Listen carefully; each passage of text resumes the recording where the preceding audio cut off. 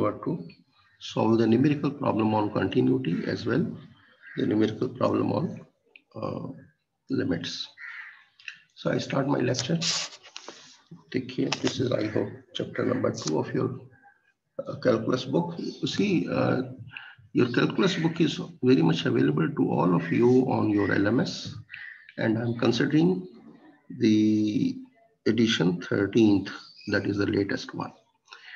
And this original book has been uploaded. So it's a very colorful book and you will enjoy reading that. Original book को पढ़ने का अपना ही एक test होता है, अच्छा लगता है, and उसमें कलर लाइंस होती हैं तो you can differentiate between the different concepts. इसके अंदर अगर बहुत सारी लाइंस हैं, सीक्वेंट लाइन है, तो एक टेंजेंट लाइन को उसको कलर्ड बना के उसने बताया कि this is the tangent line. तो इट्स अ गुड थिंग. इस वजह से जब आप देखते हैं कलर्स में फिगर्स को, तो it is easy to comprehend that figure. तो इसको आज खोल के बुक को देखिएगा. It's available to all of you. चलिए मैं स्टार्ट करता हूँ.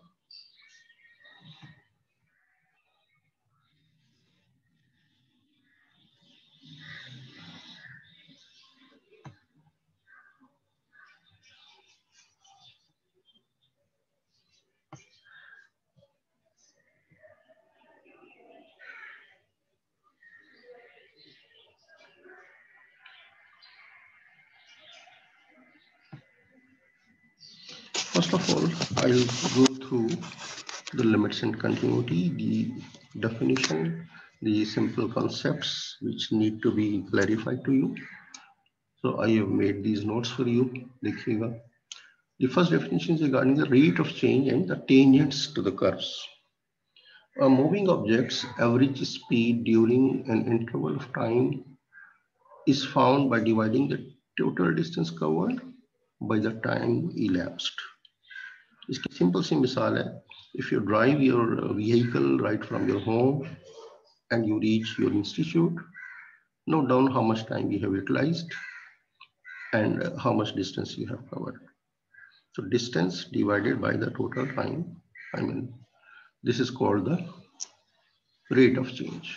The moment you are changing your distance along with the time, so definitely this is called the rate of change of distance with respect to time. Average rate of change, I mean, in different intervals, a little bit. So how are you changing? You see, initially your speed may be very low, but once you get a free road, then your speed may be very high. So average rate of change can be calculated in that way. The average rate of change y equal to fx with respect to x over the interval x1, x2 is, these are two actually fixed values, okay? So values for x. The formula is delta y upon delta x, f of x2 minus of fx1 divided by x2 minus x1. If instead of x2, you see, if I start from x1 and cover a distance of h, then x2 may be written as x1 plus h. Am I right? Because after x1, how much distance you are covering on x-axis? That is h. So over here at x2, the net distance will be x1 plus h. So author is writing f of x2 as f of x1 plus h minus x1, f of x1 divided by x2 minus x1. This is x2 point and this is x1 point. The difference between these two is the value that is represented by h. And x should not be 0 because denominator should never be 0. So these are the two different formulas to find the average rate of change. Now see, sir, बोलिए. ये दूसरे वाले क्या हुआ? फॉर्मूले में क्या लिखा है? f of x x1 plus h minus of h f of x1. ये h है ना, ये डिस्टेंस मैं बता रहा हूँ ना. From x1 to x2, this distance is h. Okay. Small distance, ये तो आपको फिगर दिखाने के लिए, so that you could easily see कि आपको नजर आ जाए पॉइंट कौन कौन से कहाँ. Otherwise, this distance h will be very small. जी सर, सही. आगे चलते हैं। स्लोप ऑफ अ कर्व, देखिए क्या होता है, डेफिनेशन है a line that just touches the curve at only one point, then this line is called the tangent to the curve. देखिए एक सर्कल है आपके सामने लगाया हुआ है और एक लाइन जो सिर्फ इस पूरे सर्कल को एक पॉइंट पे टच करेगी, and if that is the point P and OP will be the radius of the circle, तो ये टेंजेंट जो होगा वो it will be making an angle of 90 degree with this radius. तो ऐसी लाइन को हम कहते हैं टेंजेंट लाइन, ठीक है। L is a tangent to the circle at P if it passes through P, point P, and perpendicular to the radius OP. ये tangent की बड़ी बेहतरीन डेफिनेशन है। टेंजेंट जो है लाइन वो हमेशा कर्व को एक पॉइंट पर टच करेगा, और जो सीकेंट लाइन होती है वो कर्व को कट करती है दो डिफरेंट पॉइंट्स पे जिनमें दरम्यान में डिस्टेंस भी होता है। That is the secant line, this is the tangent line. ये देखिए यहाँ पे ये जो कर्व है ना पी क्यू, यहाँ से यहाँ तक ये लाइन जो है ना straight line P Q, this is your secant line, okay. लेकिन अगर ये क्यू या पी को हम आगे ले जाएं और क्यू पे जाके टच कर जाए, तो फिर जो लाइन टच करेगी that will become the tangent line. तो secant line converges to tangent line in case ये जो दो पॉइंट्स हैं ये बिल्कुल एक दूसरे पे ओवरलैप कर जाए, then the secant line is converted into the tangent line.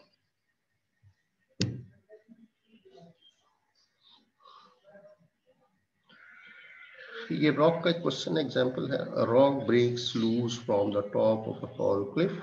What is the average speed during the first 2 seconds of fall during 1 second interval? 1 second के इंटरवल में, सेकंड हमारा इंटरवल कहाँ से शुरू हो रहा है, सेकंड 1 से सेकंड 2 तक। तो क्लिफ का इसने फॉर्मूला नहीं दिया हुआ कि फ्री फॉल ऑफ पहाड़ से कोई चीज टूट के गिर रही है या पत्थर लुढ़क रहा है नीचे, तो एक फॉर्मूला है वो आपके सामने मैं लिख रहा हूँ, दैट इज द गैलीलियो जो टेलीस्कोप आप पाई जानते हैं, तो गैलीलियो उसका फॉर्मूला है कि y is equal to 16t², ठीक है। The average speed of the rock is the change in the distance delta y perpendicular ले रहे हैं ना y axis पे, divided by the time interval, measuring the distance in feet and time in the seconds. We have free fall motion. Galileo's law is y equal to 16t²। अब इसमें आपको पहला question है आपका कि during the first 2 seconds of the free fall, what is the average speed? हमें average speed निकालनी है। For the first 2 seconds, देखिए delta y over delta t, मैंने कहा था ना एवरेज का फॉर्मूला क्या है, f of x2 बाद वाले पॉइंट से माइनस करें f of x1 first point को, एंड डिफरेंस ले लें x2 माइनस x1। एक डायरेक्टली ये फॉर्मूला इस्तेमाल करते हैं। चलिए जी अब देखें फॉर द फर्स्ट 2 सेकेंड्स, तो जब स्टार्ट हुआ है वो फ्री फॉल एक चीज गिरना, तो उस वक्त टाइम 0 था, राइट, तो उस वक्त तो x1 0 था ना, अब वहां से फिर आगे टाइम शुरू हो रहा है। देखिए तो 2 सेकेंड्स तक आगे जाना है, तो 16 2 का स्क्वायर, और यहाँ पे हम रख रहे हैं एट t इक्वल टू 2, और माइनस 16 जब बिल्कुल स्टार्ट हुआ है तो t was 0, time was 0, 2 minus 0, तो 64 divided by 2, 32 feet per second. ये ए पार्ट का आंसर हो गया। अब बी पार्ट का कह रहा है फ्रॉम सेकेंड 1 टू सेकेंड 2। अब हम उस दौरान देखेंगे कि उस वक्त एवरेज स्पीड क्या थी, तो delta y upon delta t। अब हमारा नेक्स्ट पॉइंट जो है 6t/2, और फर्स्ट पॉइंट अब 0 नहीं है बल्कि 1 सेकेंड के बाद हम देख रहे हैं ना, तो 1, तो 2 minus 1 is the denominator, 64 minus 16 upon 1, the answer is coming to be 48 feet per second.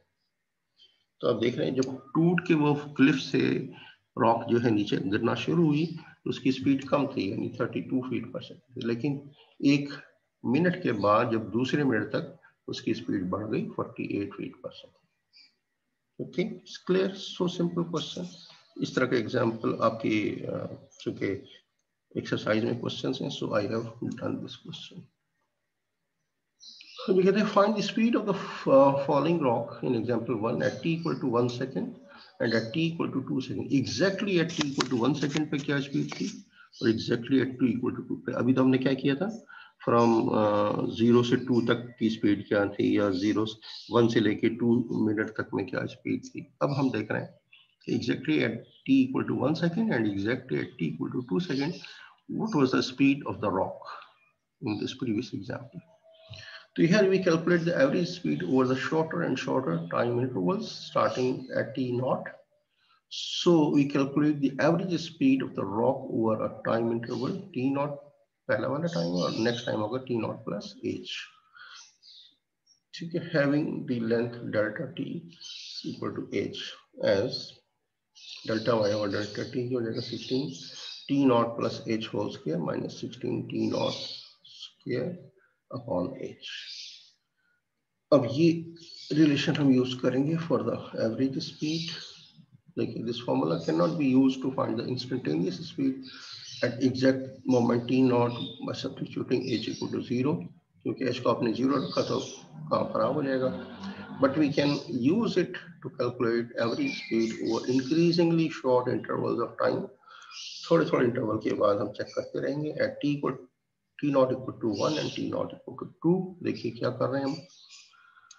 If we set t naught equal to 1 and simplify the numerator in equation 1, ये equation 1 है हमारा, इसमें t naught का 1 ले लें. First second पे उसने कहा ना t naught equal to 1, इस पे कैलकुलेट कीजिए और t naught equal to 2 इस पे calculate. Okay, putting t naught as 1, so this will become 1 plus h whole square minus 16 1 का square upon h.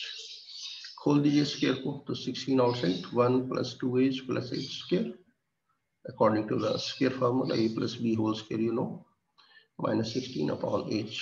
और सिंप्लीफाई करें, ओपन द ब्रैकेट्स, ये आ गया और minus 16 and plus 16 they will be cancelling each other, and now the two terms which are left in between, you have to take h common. I am taking h common. 32 plus 16h. Okay, one h has gone as common.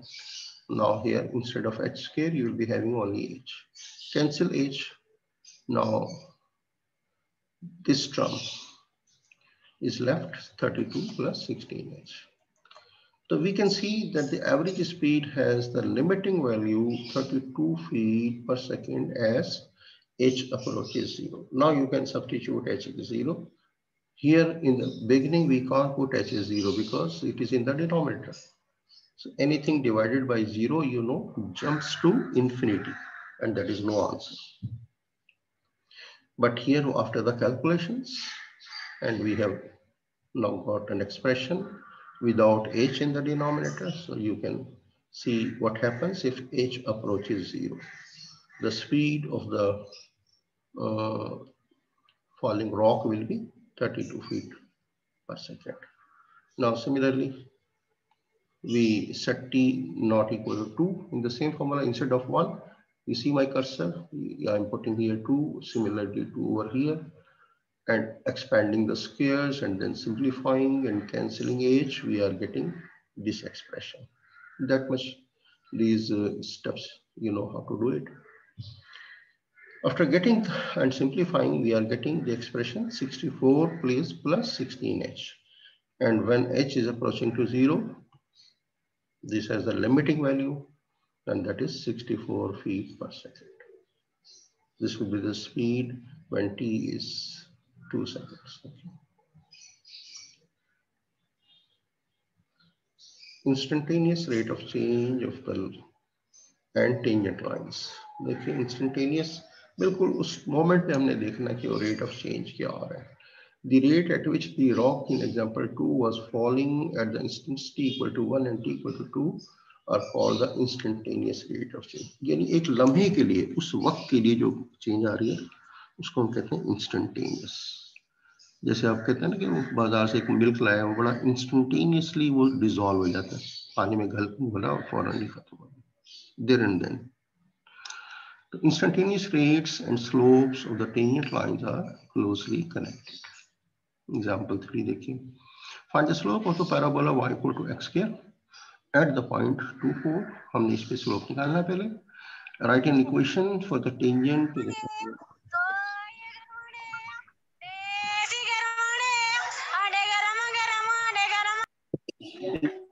देखो ये बदतमीज element को याद, just control that. अपना Daniyal hold it. ये वो लोग हैं जिनको ना खुद पढ़ना है ना पढ़ने देना है किसी। Okay, this is the equation of the parabola. You know, मैंने लास्ट टाइम आप पैराबोलास पढ़ाए थे। अगर x पे स्क्वायर है, the curve will be symmetrical to the y axis. ठीक है, x को 0 रखोगे तो y भी 0 होगा। The curve will be passing through the origin. इसकी शेपिंग आएगी, अपवर्ड खुला होगा जैसे प्याला होता है। ठीक, इस पॉइंट पे हमने इसका tangent equation of the tangent line मालूम करनी है और स्लोप मालूम करना है। चलिए अब फर्स्ट कर लेते हैं कि ये पी क्यू कर्व है और पी क्यू को जब मैं ज्वाइन करूंगा तो this will be the secant line. इस क्यू को जब मैं ऊपर उठा के लेता जाऊंगा और पी के पास टच करूंगा तो ये लाइन सीकेंट लाइन जो है वो टेंजेंट लाइन में चेंज हो जाएगी। Just to give you the idea, तो पहले हम सीकेंट लाइन का स्लोप निकालेंगे और फिर ये जो एच है, जो एक स्मॉल इंटरवल है बिटवीन पी एंड क्यू, इसको अप्रोच करेंगे टू 0 और the secant line will be changing into the tangent line. देखिए, we begin with a secant line through p equal to 2 4 and q equal to 2 plus h and comma 2 plus h whole square। Near by, ये दोनों points बड़े करीब करीब है। आपको यहाँ पे दिखाने के लिए हम दूर लेते हैं, वैसे they are very closely connected.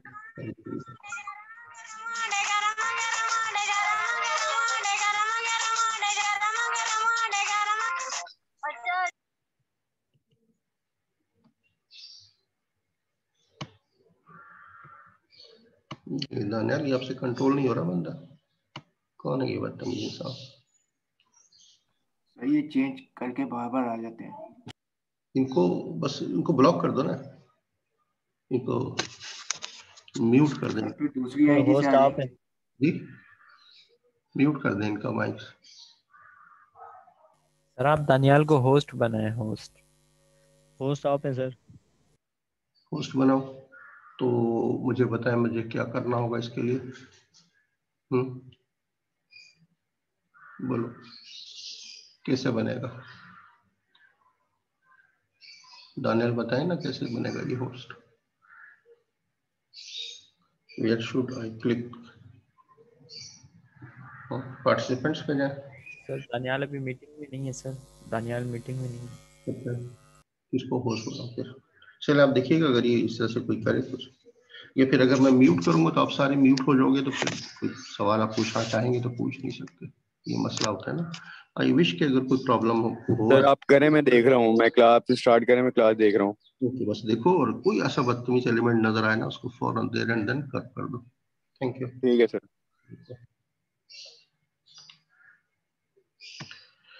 अच्छा बेटा, मैं आप लोगों को ये बता रहा था, ये दो पॉइंट्स हैं और हम इसकी सीकेंड लाइन निकाल रहे हैं। तो delta Y upon delta X ये होता है ना F of x2 minus of F x1। चलिए एफ ऑफ x2 देखो, ये है आपके पास फार्मूला। ये y को हम हमेशा fx कहेंगे, याद रखिएगा। y is also known as fx। तो f ऑफ x हम क्या निकालेंगे? 2 प्लस h। पहले ये वाला निकालेंगे, सेकेंड पॉइंट इसका स्केयर लोगे और फिर माइनस, फिर हमारा x1 ये है। ठीक है, फर्स्ट पॉइंट ये पुट कर दो, दोनों का स्केयर खोल दीजिए। ये 2 का 4 हो जाएगा, 4h आ जाएगा प्लस h स्केयर, ये आ गया। पहले मैंने h स्केयर लिख लिया, फिर इन दोनों को मल्टीप्लाई करके 2 से किया, 4h आ गया। इसका स्केयर लिया 4 आ गया और माइनस 2 का स्केयर 4 से 4 कैंसिल, h कॉमन लीजिए, h ऊपर नीचे कैंसिल हो जाएगा। Left term is h plus 4। और जब लिमिटिंग केस में हम कहते हैं ना, in limiting case as q approaches p, h approaches 0 and the secant line approaches the tangent line, यानी h प्लस 4 अप्रोच क्या करेगा? 4 हो जाएगा जब h को मैं क्या रखूंगा? 0। तो secant line will be approaching to the tangent line and the slope of the tangent line is 4। We take 4 to be the parabola slope at p। ठीक हो गया। अब स्लोप निकल आया हमारा। अब दो पॉइंट्स उसने खुद दिए हुए ऑथर ने। कौन से दो पॉइंट्स दिए हुए? 2 4। This is x1, this is y1, ठीक है, याद रखिएगा x1 ये y1 एंड स्लोप इज 4।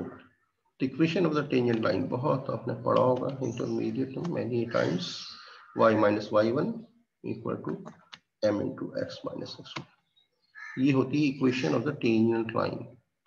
वैसे इसको आप कहते हैं पॉइंट स्लोप फॉर्म। एक स्लोप है और एक पॉइंट है, पॉइंट क्या है x1 y1।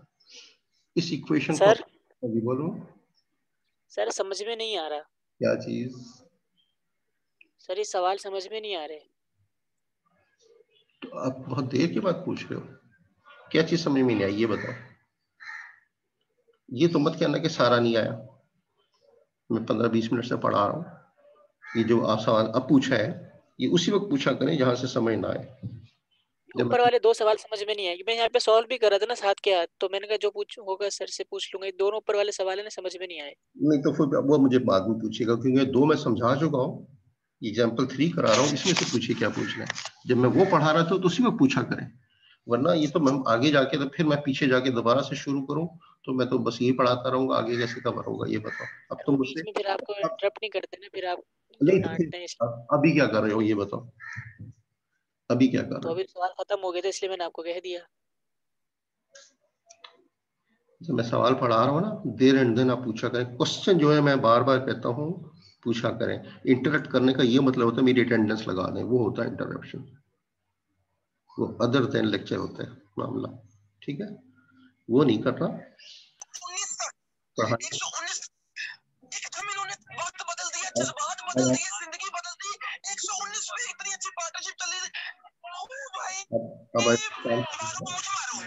सर ये मेरे नाम से देखें आए हुए हैं कोई ना, मैं तो अभी मैंने देखा स्क्रीनशॉट भी ले लिए, मेरे नाम से कोई आया हुआ है। बस इसको पकड़ो तो। सर ये विदाउट आईडी हैं, इनको बाहर कर सर आउट कर दें इनको, होस्ट है आप आउट कर दें इनको। पूरी क्लास में मौजूद है। हमार हुसैन के नाम से आया है सर, ये मैंने स्क्रीनशॉट ले लिया इनका। मुझे ये बताओ कि ये लोग इनको ये हमारी ग्रुप की आईडी कैसे मिल जाता है, लिंक नंबर कैसे मिलता है? अपनी सेंड करता हो, कोई बात नहीं है, हैं? हाँ, कोई अपने ही सेंड करता है। बस सारी कहानी यही होती है, हमारे अंदर ही गंदे अंडे होते हैं। सर बिल्कुल सही बात है, यही है। वरना बाहर वाले को क्या इल्म है कि आज हमारा लिंक कौन सा चल रहा है। तो मैंने अभी बोला था शायद मेरे नाम से वापसी आ गई ये बंदा। नहीं तो ये वो लोग होते हैं ना कि इस नाम से आ जाओ और ये लिंक ले लो। अब अगर हमारे ही लोग अगर नहीं पढ़ना चाहते तो इनका कोई इलाज नहीं है ना। जरूर सर। मैं देखिए अब फिर मैं आप लोगों को सबको म्यूट करता हूँ, क्या करूँ, मजबूरी है ना। और इसके बाद आप लोग सर आप ऐसा करें, एक बार आप म्यूट कर लें सबको। सर जब आप क्वेश्चन कंप्लीट कर लीजिएगा फिर आप अनम्यूट करके पूछ लीजिएगा जो क्वेरीज हैं। दानियल आप होस्ट बन जाओ ना, आप बता दो सर को। दानियल आया वापस? यस सर दानियल आ गया। Yes sir. दानियल मुझे ये बताओ how can I make you host, बताओ। पार्टिसिपेंट पे जाओ। यस सर आ गया। अब दानियल का नंबर मैं ढूंढता हूँ।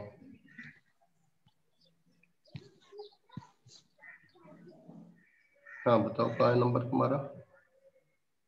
सर ये 1112 दानियाल इफ्तिखार। 1112 और नीचे है ना, अभी तो नजर नहीं आ रहा।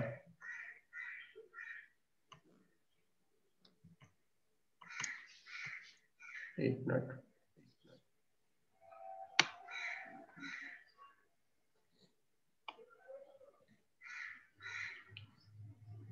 ट्रिपल 122